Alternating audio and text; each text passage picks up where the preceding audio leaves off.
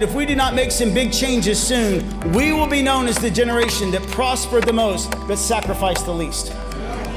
Hello, everyone. I am Ryan Binkley, and welcome to The Way to Freedom, our podcast where we talk about everything regarding faith and family and freedom and how government really relates to our everyday life and how we can live in a freer way every single day. You know, right now our nation is in a critical crisis. I think this next midterm elections coming up is likely the most important midterm elections, maybe in the last 20 years, because we are seeing, I think, a cultural movement happen. With the last year, with President Trump's attempted assassinations on his life 2 times, obviously with Charlie Kirk being assassinated, we're in a state of flux in our country. And right now, our country is looking for answers. So many things are in turmoil. And right now, people are looking for leaders to rise up. And today, I want to introduce you to one of those leaders that I really believe is making an incredible movement in our country. I got introduced to him last night at an incredible event. 200 plus people there. It was packed out. We'll talk about it a little bit. But what I saw was somebody that cares about our country, that is making a distinct move in leading people to think differently about politics. He's not your typical Republican. In fact, he comes from being at far left background. But I want to welcome and let's get involved in a great conversation today with Brandon Straka. Brandon, great to meet you. Thanks for having me. Great to have you last night. Yeah, and it's good meeting you. What an amazing event. You're flowing through, I guess, different cities. You're from New York. Is that right? Well, I grew up in Nebraska. Okay. And then I moved to New York after high school, lived in New York for more than 20 years, and spent a little time back in Nebraska after January 6th, back in New York again. So, yeah, I consider myself a New Yorker. So we caught you touring Dallas, last night, Yeah. and I got invited to this big event. Somebody said, hey, you got to come meet Brandon, see what he's all about. And oh my gosh, so first of all, just to give you a little snippet here, this is no ordinary event. We're walking into it looks like a huge building, red carpet treatment, microphone, media there. He's got this wall. And of all the different accomplishments, things they've had, it's just pretty. And then the people come out with a message that's different than anything I've heard before. Again, not your typical Republican message, but in a different way. That makes me so happy. So I was moved. I really was. And I was like, hey, I want you on my podcast. And you're like, let's go. So this is why we're here. Yeah. And your story is very unique. And so it may be best for you just to start off telling some of our listeners about, your background and your story. But bottom line, you walked away from the Democratic Party around 2017, 2018 for some pretty important reasons, something that meant a lot to you. But before we get into that, even tell us just a little bit about who's Brandon, what's your life like, and then what led to this movement of walking away, because that's the name of the movement he asked today. It's called the Walk Away Campaign. I'm calling it the Walk Away Movement. I keep messing it up, but it is a movement. Why don't you tell us just the journey of that and a little bit about yourself? Yeah, so I was a lifelong Democrat, lifelong liberal, growing up in Nebraska, and I'd say very much the black sheep of my family because my parents are both conservative, always have been. I have a brother. He was always more on the conservative side. I was the only person in my family who was a liberal. And I graduated from high school, moved to New York City, wanted to be an actor and a singer and live an artist's life. And I just always sort of felt like I wanted to be in New York and finding my path and kind of just being a wild child. And that's what I did.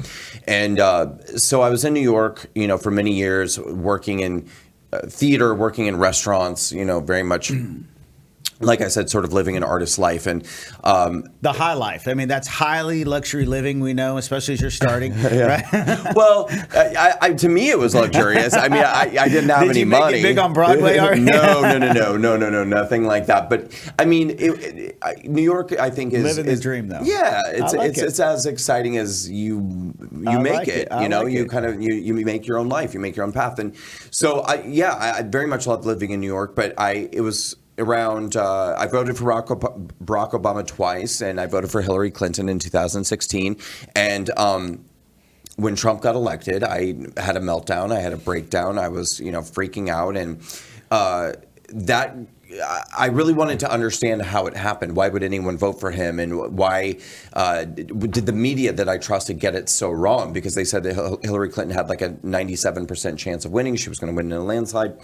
And the real pivotal moment for me came in January of 2017. This was 2 months after the 2016 election, right around the time Trump was about to take office, I went on Facebook and I said, I'll never be able to understand how anyone could vote for a man who is capable of mocking a reporter's disability in front of a cheering crowd. This was like a really big thing for me.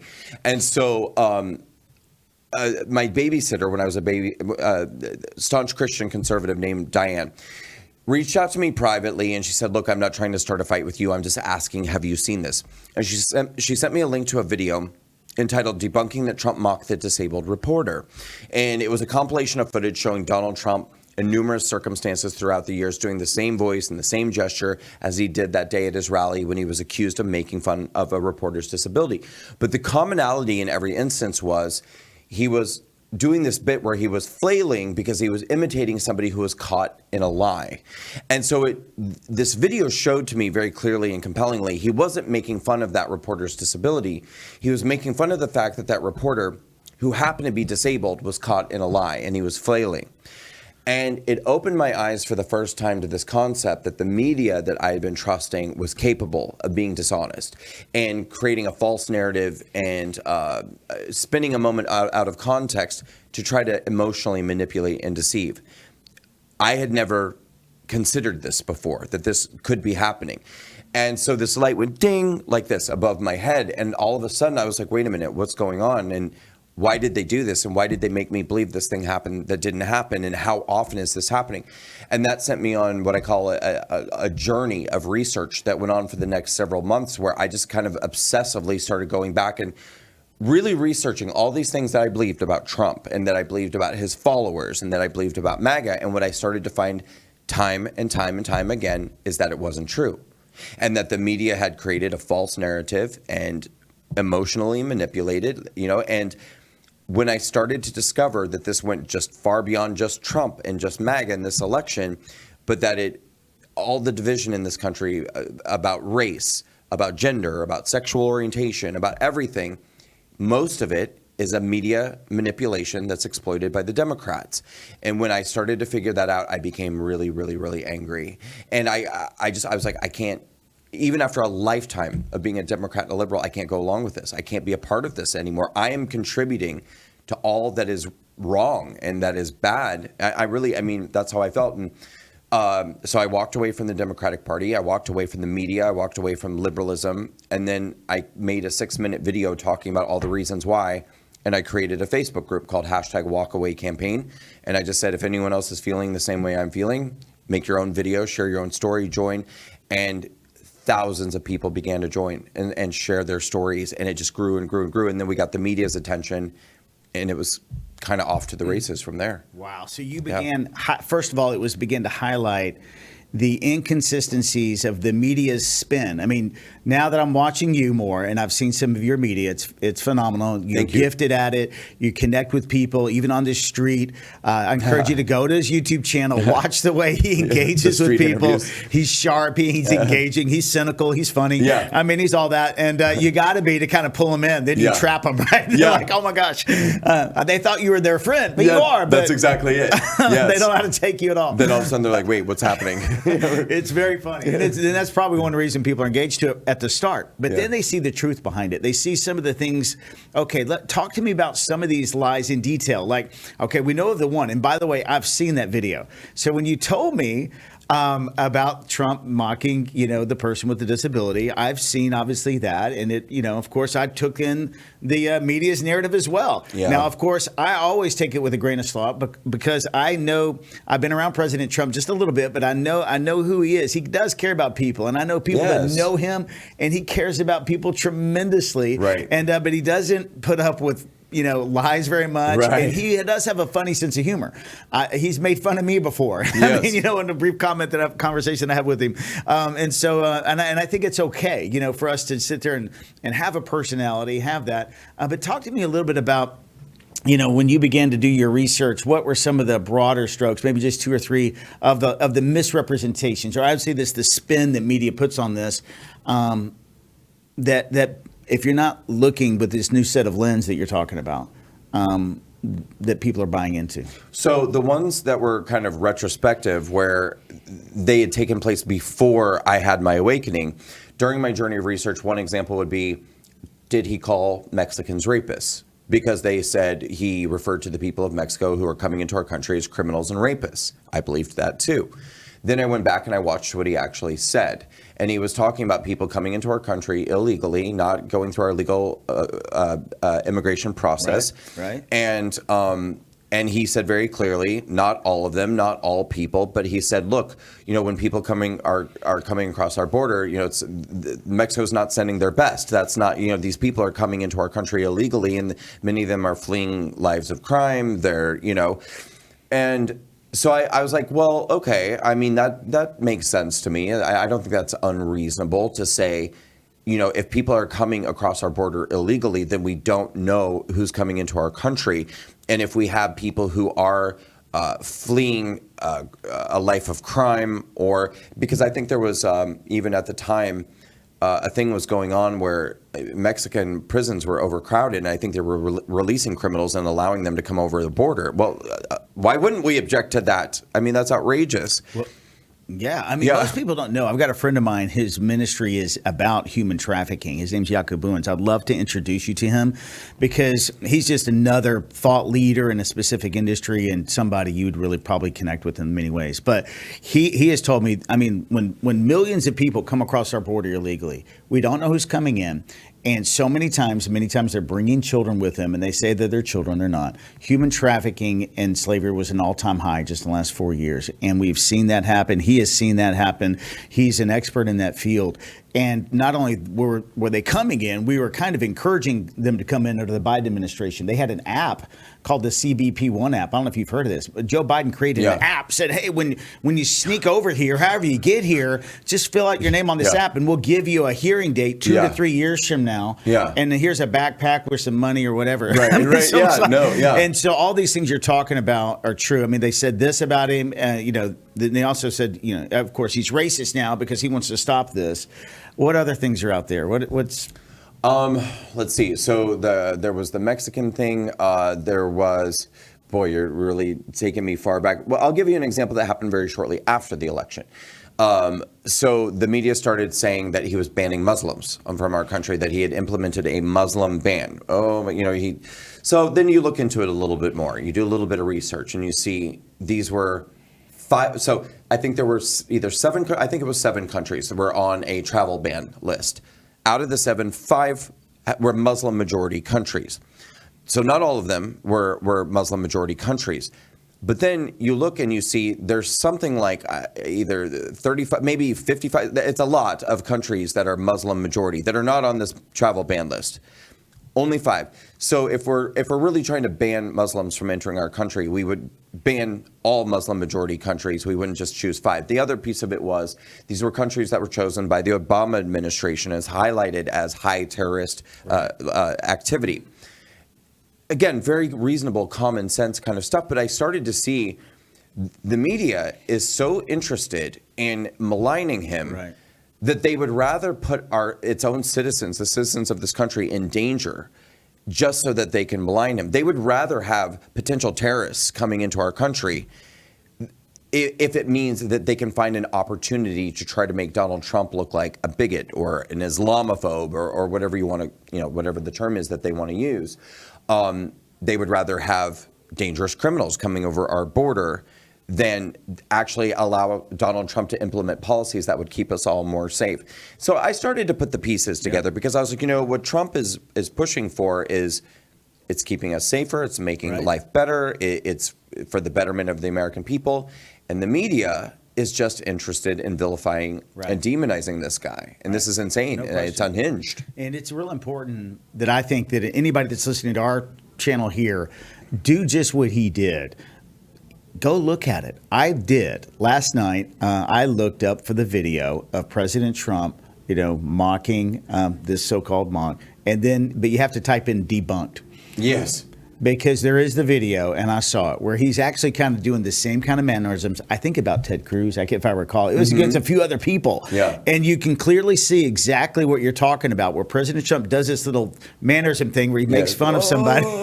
He makes fun of somebody when they get caught in a lie or they're backpedaling. They're flailing. Or they don't, they're flailing. They don't really know exactly what they're talking about. They're kind of making stuff up. He's like, oh, well, he's thinking he was talking about Ted Cruz. Well, he's a good debater, but he's not really good at talking one-on-one, so he got caught flailing.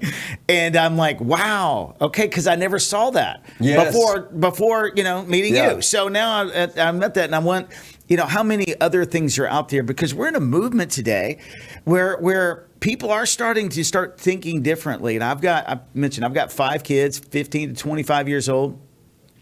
I've got, one in college now, and another one, 2 are out, and one's in college, and a couple more coming on their way. With this movement now with young people, since Charlie Kirk's been assassinated, I mean, it's amazing that so many young people are waking up and going, you know what, I want to learn from myself what I should believe about our Constitution. I want to learn for myself about, what does the Constitution say about the separation of church and state? Because it's not in there. When they start learning what the free exercise clause is or the establishment clause is, things that he was teaching them. Yeah. They start to learn about DEI and what it is really, and the infiltration of that in education. They're just kind of waking up. And I don't know if you saw this, but we had a college student right here in Texas at Texas A&M. This is to me one of the most profound little things I've seen, and it happened a few months ago. And I'd recommend, if you haven't seen it, just Google Texas A&M student standing up to her professor. So she stands up to this professor, and I'd encourage everybody to go look that up. It's a 30-second video of the professor teaching DEI, basically. And she stands up, and somebody's filming her from behind, and she's nervous. I mean, you could see shaking a little bit. And she basically says, this goes against my spiritual beliefs in the executive order of the President of the United States of America that there's only 2 genders in the country. And the dialogue continues. The teacher basically asks the student to leave. Subsequently, uproar happens over the next 3 weeks. That professor gets fired, the dean gets fired, the department head gets fired, and the president of the university is fired. Wow. Because one person stood up. Yeah. One person had courage. And I'm like, this is something. One little girl standing up saying no. And I'm seeing you stand up and saying, what are we doing? Right. And now thousands of people have followed your lead. I was talking to you last night, maybe millions, hundreds of thousands have said, I'm leaving as well, or I'm walking away. What do you see happening? I mean, I mentioned young people. I know there's Hispanics and blacks joining the Republican Party in larger numbers. What are you seeing demographically, socially, young people? You're on the streets a lot. You're talking to people. What are you seeing out there that's moving, culturally with different demographic groups, I would say, that typically the Republican Party has not led well in? Yeah, well, so Walkaway is now 7.5 years old. I launched it in May of 2018. From day one, I told people, this is a movement for all people, black, white, brown, old, young, fat, thin, straight, gay, everything in between. We want all people to come together, have an awakening, think for themselves, do their own research, and walk away.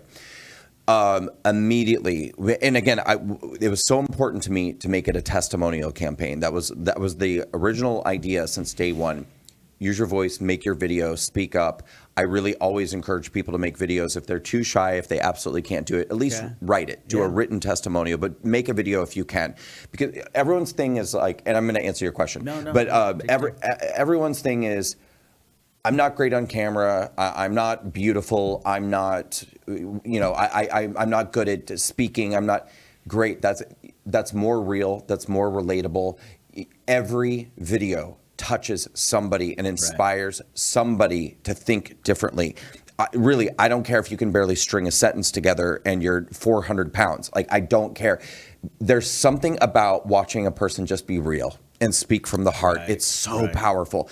And so people started making their videos, and it wasn't very long before we started getting onslaughts of videos from black people and Hispanic people and all these different minority groups. Right. And there's something just so powerful about watching people take command of their own lives and say, I don't want to be a part of this like monolith of the tribe, especially when the connective tissue of the tribe is victimhood. And, I'm going to just be honest here and break it down. I think when you're asking me, what am I seeing? The biggest cultural shift I'm seeing right now is with men, black men, Hispanic men, gay men. Like, it's happening with everyone, but it's happening faster with men. And people ask me, well, why do you think that is? Because I think there's something inherently male about not wanting to be seen as helpless, hopeless, and a victim. Men take pride in being self-sufficient. I know all people do, but there is something about being a man that you want to say, I have agency over my own life. I can do, I can build, I can achieve. The left doesn't want you to believe that. The Democrats cannot control you and cannot contain you unless you believe that you cannot. That is the basis of how they own you. I think men don't want to embrace that. But I think a lot of men for a long time were, because no one was saying it out loud. It really wasn't being articulated. I think for generations, black men were supporting this party. Hispanic men were supporting this party. No one was talking about it. And I'm not saying I was the first person to do it. I think that there was this cultural revolution happening, but I certainly was a part of going out there and saying, this party wants you to believe that you are a victim trapped in a system that's rigged against you, that you have no agency over your own life. And people are going, wait, that is pathetic. It's pathetic. It's a pathetic way to view yourself.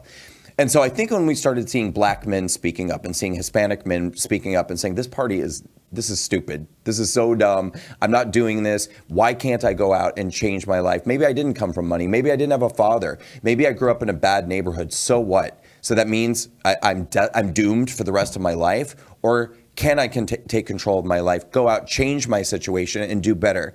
Not everyone's going to become a millionaire. Not everyone is going to, end up in a luxury penthouse or whatever. But you can get yourself out of the ghetto, and you can own property, and you can put yourself through college, and whatever you need to do. And I think people really started liking that idea. And we do also see many, many, many women walking away. But if you look at the statistics of what's really happening in this country, look at why President Trump got elected in 2016, and more importantly, why more people shifted to vote for him in 2024. It was mostly minority men. And I think as that continues to trend, we're going to start to see it. The women are going to come along, and they are. Like, I don't want to give the impression they're not. But I think the biggest changes I'm seeing right now are with men. Well, I agree. And, what I've looked at, too, I think you hit it on the head. The Democratic Party's tried to create this victimhood culture where you need the nanny state. We need each other. We have to be this conglomeration of self-support so everybody can survive. There's really no way that you could really make it on your own. And so, President Trump is bringing this capitalistic message in here. We need to bring jobs back. You can do it again. We've got to get our country back, and not being a globalist nation, we've submitting to the World Bank, to the World Health Organization. He's pulling out of United Nations. I mean, not pulling out entirely, but saying, hey, we're going to put America first. It's this whole thing again, and not just individually, but even as a nation. We're not going to be dependent on every other nation out there either. We're going to make our own way. And I think people are responding to that. And then individual responsibility. It's huge. Meritocracy's back. You know what? I need to go study. I need to get a job. I love Charlie Kirk's message. You know what? If you're going to bother going to college, please study something that's going to get you a job. Right. Otherwise, don't do it. And I love this message because he's like, you're wasting your money on college. Prove me wrong. Yeah. And then not everybody is, okay? But a lot of people are. So I think he was just throwing it out there. Prove me wrong, And so I loved it. Some of these college degrees, too, like that's there's different like levels of indoctrination, as I know, people know. But there is this thing where some people, I think, even have started to wake up and started to have this sort of awakening, but they're resistant to embracing it. And I think it's a terrible thing because some of these people, like I remember I was doing one of my street interviews one time at a Pride Parade, and I was talking to this guy who, of course, was against me and against every thing and whatever. And, he's talking about, I don't remember exactly what we were getting into about, but somehow we got on the subject of education and debt and all these different things. And I asked him, what did you major in college? Gender studies. Great. So I'm thinking to myself, this dude's never going to walk away. And you know why? Because he's hundreds of thousands of dollars in debt. And if he walked away, he would have to look at his life and go, I'm probably never going to get out of debt. And I chose the stupidest possible major that I'm never going to be able to do it. You know what I mean? It's like you almost have to commit at that point, because the alternative of accepting what a terrible decision you made is probably too painful to accept. Well, they get indoctrinated, into thinking now we have this identity politics or identity, everybody's, broken down in this system. But you know what? I was sitting there thinking, so the Democratic Party's done this. They've got this whole victimhood thing going. But they shifted, I think their huge mistake, shifted so far left. Let me get my direction. Left, that they've lost common sense. So we become this party of common sense. And what I mean by so far left, like even right here in Dallas, Texas, this is amazing to me. So one of the pastors at my church comes up to me 6 months ago, staff meeting. Ron, you're not going to believe this. What? And he goes, one of my daughters, she's in kindergarten, brought home a book on the LGBTQ agenda, brought it home from school. And I'm like, how did she get that? And he goes, well, and how old? She's kindergarten. Oh, okay. And he said she likes rainbows. So the bottom shelf of the library, there's a book with rainbows on it, and then it's got cartoon characters talking about how anybody can become anybody. Yeah. So we have people like the person that I'm running Congress, the person I'm running against, or the current congressional leader. We don't know for sure if she'll try and run again in this district or not, because they changed them. But regardless, she's still the current leader, unless it changes or until we win. Amen. But at the end of the day, she voted down for parental rights, to where if someone's daughter decides to change they want to be called by a different pronoun in the 3rd grade or 5th grade, then the parents don't have the right to even know about this. Yes. I mean, just common sense stuff. So I think some moms are seeing this stuff going, no, I want to know what's in the curriculum of my K through 5 school. Right. I want to know what books are on the bookshelf. I want to know if my son or daughter is, struggling with their very identity of who they are, and what sex they are. I'd like to know that.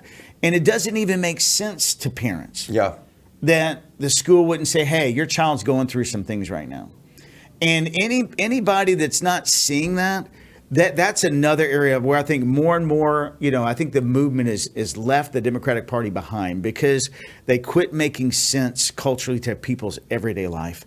And when you can't do that, when you recognize that the identity politics isn't working, the politics of, boy, it takes the masses just so we can all survive is not working, because that's not true. Now they're falling into this ultimate socialism. Like that's the last. I think Mamdani is the last grasp effort, for Bernie Sanders to him. Like, okay, this isn't working. Far left woke politics isn't working. They're losing. Yeah. They're going to lose every election. And now young people are rising up, and they're going to vote Republican, because they're going to start making sense and go, I need a job, and I want one that works and that can actually pay me money. And so now they're going for this whole. And I know you're going down to New York. Right. In New York now. So you're going to go there and shake the bushes and try and wake people up. Do you see that too? Like maybe this whole all out socialism is the last ditch effort of the Democratic Party? It's in my brain. I'm thinking, well, they've tried far left woke ideology. That's not working. You're going to lose races forever if you want to stand on that. And now maybe they're just going for broke. I don't know. What do you think's happening there? Well, yes, I think there's some truth there, but so I think it's a little more nuanced than that. So where do I start with all of this? So the socialist agenda, which we're now fighting in New York City, because Zoran Mamdani is a vowed Democrat socialist vying for the position of mayor, and he's, according to the polls, far in the lead as the front runner and positioned to be elected.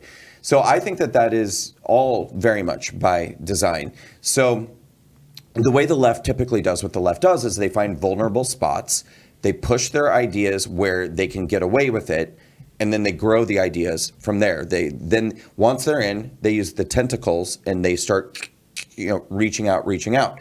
So if you were to look at the whole nation as a whole, and we've all seen the maps where it's like red, red, red, red, it's just a big red, and then there's little spots of blue like all over. So they choose those spots. Yeah, there's of blue. no blue states, right? Just blue cities, right? So they choose those spots, and then they kind of just like a cancer, like everything kind of spreads out from there. So I'm a little more leery, it sounds like, than you are, because it sounds like you're kind of coming from this position almost like, well, their ideas are so bad, people are not going to latch on. I'm not so sure, because the left is very effective at taking power where they can take power, and then causing irreversible at times harm. I mean, I still think that we're paying the price of things that Barack Obama did, and the division he caused in this country a long, long time ago. I don't think we'd have Zoran Mamdani if not for Barack Obama. I get that. What I was saying was, if you want to run a campaign saying that, hey, I think men should be allowed to play in women's sports, and by the way, shouldn't we be sensitive to them and let them change in the girls' locker rooms too?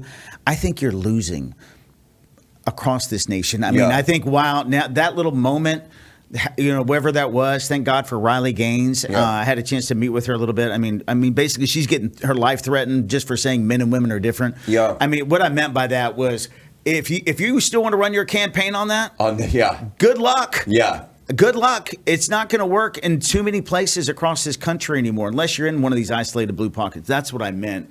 I think this far left thing is what I meant by that is in the social side of it. They've lost a lot of people. You're not going to win. Yeah. You're not going to win. Even Gavin Newsom's backing up, even though he doesn't change it. He gets on the microphone and says, well, I don't think we should allow this, but he doesn't change it. So even he doesn't believe it. The trans thing is, it is really, it's such a mess. And it's one of the most convoluted ideas they've ever tried to push forward.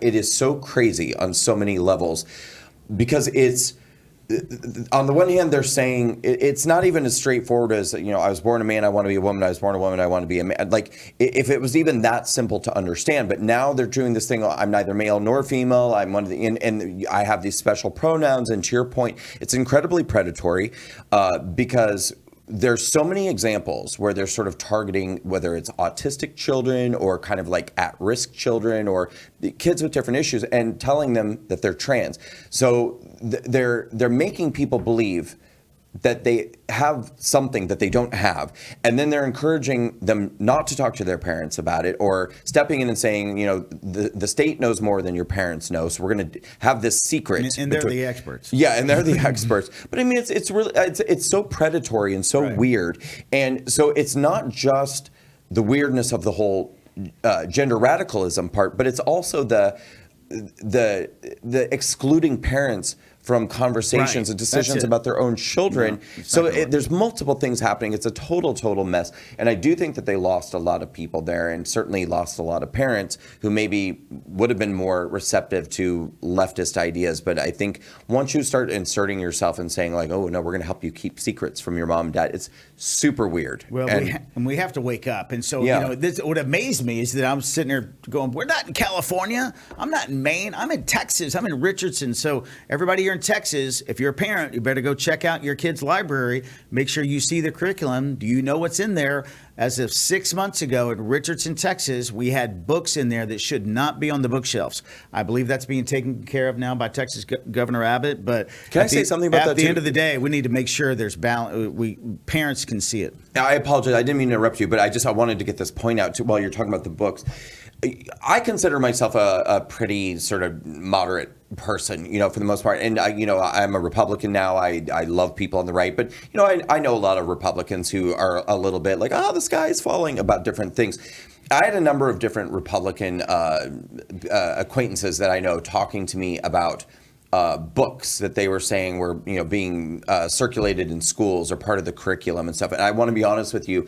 In certain circumstances, I didn't believe them, because I just thought, I was like, some of these people are kind of extreme and whatever. And I just thought, that's crazy, whatever. I looked into it, and I was like, it was true. It was really true, and it was unbelievable. Because I remember somebody said to me, this book is in my elementary school library, and it's got pictures of this, and it's got graphic sexual stuff. I mean, super graphic. Right. And I remember when the person told me, I was like, I do not believe you. Right. So I ordered the book on Amazon, It was beyond what the person said it was. And I was like, this is unbelievable. So it is real. These stories are real. So we got to get our country back. I believe there's an awakening to this where multiple generations, young people, different people from different cultures, they're just seeing this and just going, I don't own my country. I want to see jobs come back. We need to get our border back. I mean, the whole thing of what's happened, obviously, I know we all agree that we've got to get, people that should be in our country, that they shouldn't be. We need to know who's here.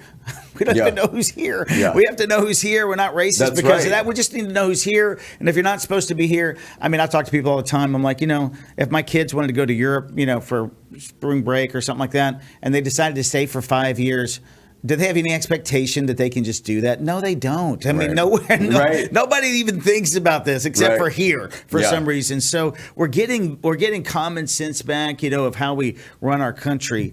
But our country is really broken. And you received, I think, a firsthand experience of the corruption, even from the government side, the FBI. You were there on January 6th. You did not enter the Capitol. You did not beat up policemen, to my knowledge. You didn't. Nope. You weren't carrying around riot sticks, but you were there observing. But yet, you were held accountable and arrested, and basically had your whole business and your whole movement taken from you. Yeah. Hundreds of thousands of followers on Facebook's gone in an instant. Yep. Your influence that you'd worked on, the things that happened, because this has been going on 7 years, but there was a gap. Because bottom line, you were taken offline. So you felt the corruption internally from our own country. So this is what bothers me. We know there's corruption worldwide, but when you see it firsthand that happened against Trump, the Russia investigation, all this kind of stuff, but yet you experienced, along with so many other J6ers, tell us about that experience, because people need to know. Yeah. People don't know. Yep. So let me first start by saying that the reason I was in Washington, D.C. on January 6th, because I actually wasn't supposed to be. I was supposed to be a poll watcher in Georgia, because people may not remember. But on January 5th, there was a Georgia runoff election for the Senate, because at that time we had like a 50-50 split. And we had these 2 Senate seats in Georgia that were up for runoff election. And if we won the seats, we would have a Senate majority. If we lost the seats, we would be tied or lose. I don't remember. It's now years ago. But so I was in Georgia, door knocking, doing all of this stuff. And I agreed to be a poll watcher in Georgia for that runoff election. And then President Trump put out a message saying, everyone come to D.C. January 6th, and I was asked to be a speaker at a permitted event on Capitol grounds on that day. And I really weighed, I thought, I think it's really important that I stay and do this poll watching, but I was like, you know what, this is a big deal, and the president said, come to DC. And so I was like, you know what, I think I am going to change my mind, and I'm going to go and I'm going to speak at this event. And so that's why I decided to do it. And I wanted to point that out because not that I'm like apologizing or anything, but I wasn't even there as a protester on January 6th. I didn't go to DC to protest. I went there to speak. That was it. And so as I was entering the Capitol grounds on January 6th to do my speaking engagement, I started getting, as I was arriving, people were saying the event's canceled, something's going, there was all this kind of blah, blah, blah. And I was like, why? And they said, well, there's some sort of disturbance. Something is going on. Something is happening. No one knew what was going on. I said, what's happening? And then I started getting text messages and things saying, something's going on at the Capitol. People are going inside the building.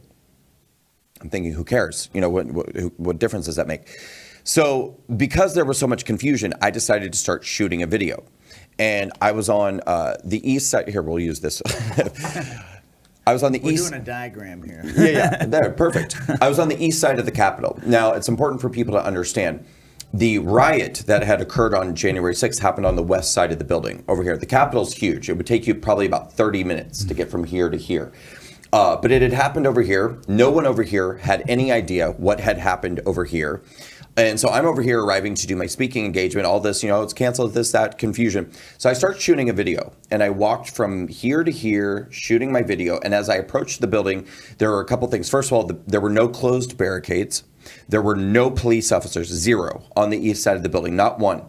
and there were thousands of people standing on the east side. Many of them were standing on the steps, holding signs, singing songs. It was like Woodstock.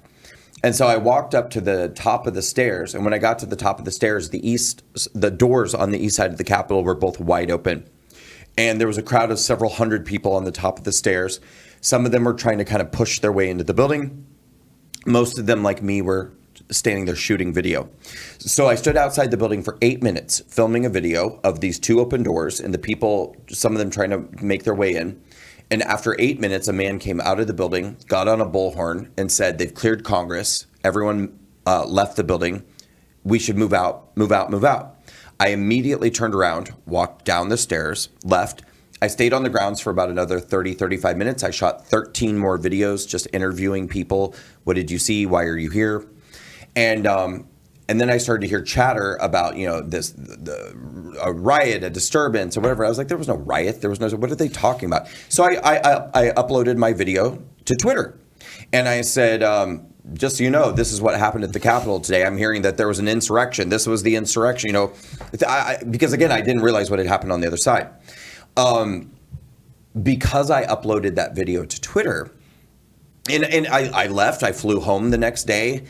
Then I started to learn more about what had happened on the other side and stuff. And people started saying to me, like, "Are you nervous? Are you nervous?" And I was like, "I have nothing to be nervous about. I didn't do anything. I didn't even witness anything." 2.5 weeks after I posted that video, on the morning of Monday, January 25th, I woke up to a team of FBI agents in tactical gear storming my apartment at dawn. Got me out of bed, put me in handcuffs, told me that I was going to jail, and that the government was charging me with multiple felonies for what I had done on January 6th. And I remember reflexively, I said, felonies? I said, I didn't even commit any crimes. And the officer said, the lead agent said, oh, I saw your video. Oh, I saw you, this is bad. I saw you. And I swear to God, when you have a team of agents storming your apartment, and they come in and they start stripping your things, putting them in bags, because they were taking my computers, my hard drives, my thumb drives, my camera equipment, all my stuff. Man. When this is happening, and somebody says something like that to you in an official capacity, and they're wearing a uniform and they've got a vest on and all this stuff, I swear to God, it does something to your brain. And when he said to me, I saw your video, I saw what you did, I remember the first thing I thought was, I was like, what did I do? And I started thinking, I was like, did I punch an officer in the face and I don't remember it? I was going crazy. You had a dream about it. Yeah. Well, anyway, so they took me to jail. They put me in 24-hour lockdown for 2.5 days, and then I got out. But I ended up, it's a long and horrible story, but because of the position I was in, I pled guilty to a misdemeanor charge. I took a plea deal for a crime I didn't commit. I had to sign the government statement of offense, which said that I stood outside the building encouraging people to go in, and I encouraged the crowd to attack police. And none of these things were true. The alternative was to go to trial in D.C. on felony charges. Everyone who went to trial, they got a 100% conviction rate because the D.C. juries were all Trump-hating, people. And like you said, my involvement in January 6th was used as an excuse to ban me from social media, ban me from banks, payment processors. I mean, I was labeled an insurrectionist for being outside the building peacefully for 8 minutes shooting a video. So you had to plead guilty in your mind to a misdemeanor because you knew there's probably a 100% chance you were going to go to jail for a felony, likely. Yeah. And spend time in actual jail for, who knows, 2 or 3 years. Federal prison. That's how broken and corrupt the systems are and people are, motives are when they don't have all the information. This is just the status of our country. I thank God. I'm praying, for a new day. We're praying for clarity, wisdom. The Bible says that when the righteous are in authority, people rejoice. Praying for that we have godly people. I think President Trump, is God's put him there for a very specific reason. I had a dream about him maybe about 6 months ago, and I really felt it was from the Lord, where I basically heard because of his gift set, because of his personality even, he's able to shift some things back to where they should be. And I feel like there's just a new day coming. Nobody's perfect, but I love, the optimism of where I see our country going. We got a few minutes here just to talk about that. Where do you see it going? Where do you see the walk away for supporters, it's now walk together with him. Yeah, walk Because with I you. want people to get engaged to your campaign. Yeah. Go to his website, give to it. I was really moved. He put on this huge event with several hundred people, massive event. Then he says he's got 4 employees and a budget of less than $2 million. and I mean, making things happen literally with hundreds of thousands of followers. It's impactful. I encourage everybody to go support, give some money, be a part, because you're making a difference. But where do you see it going? If you had a couple minutes to close and just say, hey, what's the hope out there? Where do you see it going in the next 2 to 5 years? Yeah, thank you for the question. So let's start off with where we are. So again, we're 7.5 years old at this point. Walkway has grown to 750,000 people who've joined our movement. 80,000 people have shared their Walkway testimonials with us.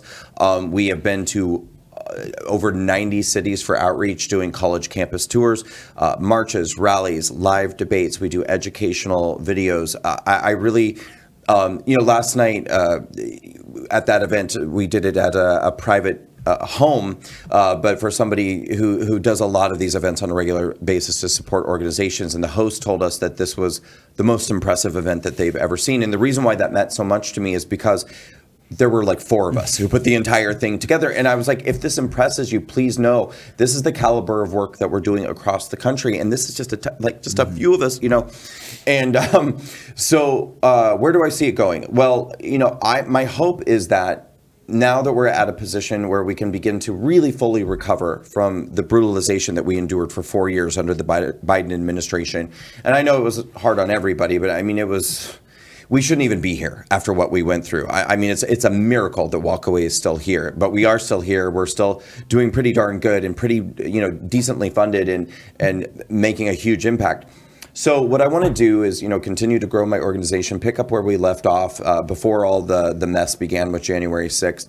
I do want us to get to a point where we're 4 or 5 times as big as we are today, because I think that if we grew to that size, we'd still be very manageable, but we'd be able to be reaching, I think, millions of people. And here's the thing. I would love to get every single person in this country to walk away. I don't think it's realistic, but that's a wonderful goal. But if we even got 5% of people to just say, you know what, the Democratic Party, this is not what I signed up for, and this is not what I want for my country. And if we got 5% to walk away, the Democrats would never win another election again. Wouldn't be possible.